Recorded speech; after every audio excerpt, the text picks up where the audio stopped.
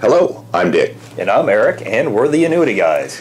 Eric, there's really a lot more than 10 factors, I'm sure, to consider, but we've got 10 factors Well, here. the top 10 is always good to start with. And what we're really trying to determine is how can we put the least amount in annuities, get a baseline that folks can know that, I may decide I want to put more in annuities, but what's the least I should be considering? Right, and a lot of it starts with you're moving from a working position to a retired position, and there's some changes that go into play, and a lot of times people don't think of the aha kind of things that are going to change. For instance, you're used to saving for retirement. Yes. You've got your 401k, you're contributing, your IRA, your SEPs.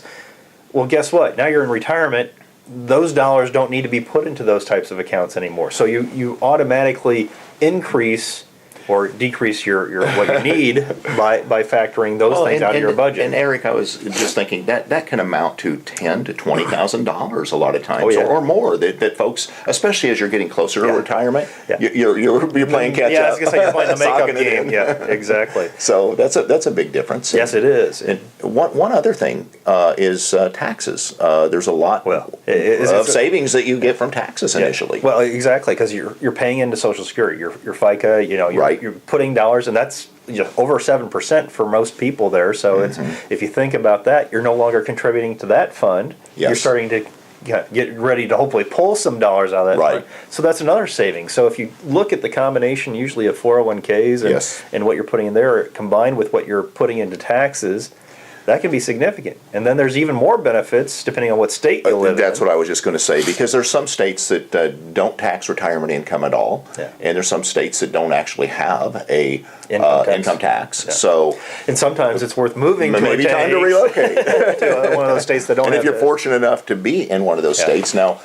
In Illinois, we are fortunate in that sense for the moment. Currently, we're not expecting it to stay that way necessarily, but for now, Illinois doesn't tax retirement income like annuities and Social Security, that type of thing. Right, and of course, there's numerous states out there where the weather's a lot nicer than Illinois, where there's no income tax at all. So Right. Well, another big factor that most folks think about, and that is healthcare insurance costs. And for the self-employed, this could be really large. You're paying. Could be. Thousands. Thousands, but it's somewhere between $5,000 and $15,000 a year probably for insurance.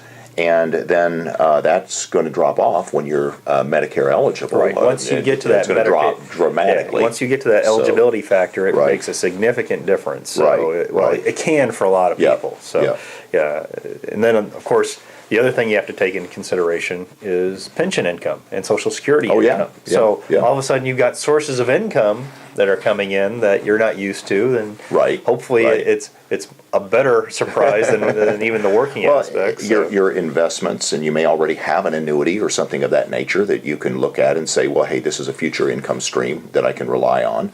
Or if you've got savings or investments, or maybe a portion of that you need to figure in that you can use for your income. So it all comes into play of you're formulating that standard of living. Where do you want to be? And we talk about the terms here. I always say flooring when you want to find out what's that basic set of necessities you have to cover. We have food, shelter, insurance.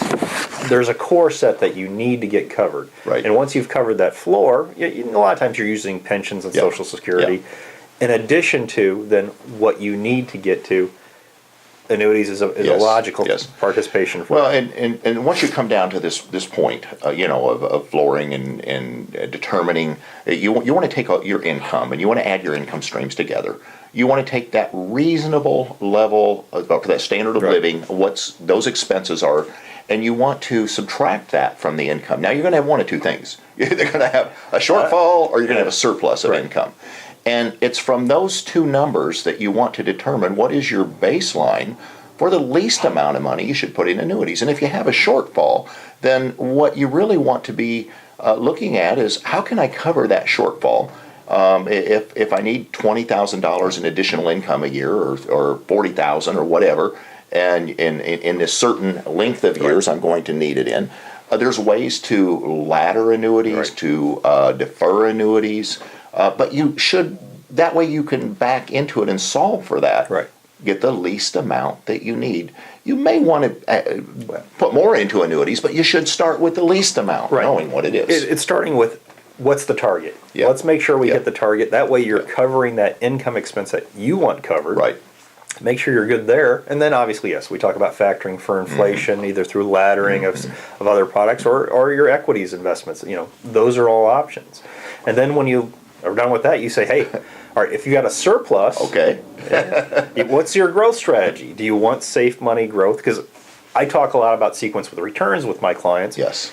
And I know from a standpoint of those first 5 to 10 years are very important. Right. And when it's from both an investment standpoint and from a security standpoint. Sure. Nobody likes to see their portfolio drop by 30 or 40% No. the year or two after they retire. And so having a position that you know can't go backwards but still get some of the upside. Well, and this is where every person is different in their risk aversion. Right. Some folks tell us just flat out, look, I don't want to lose a dime. I've worked too hard for this money.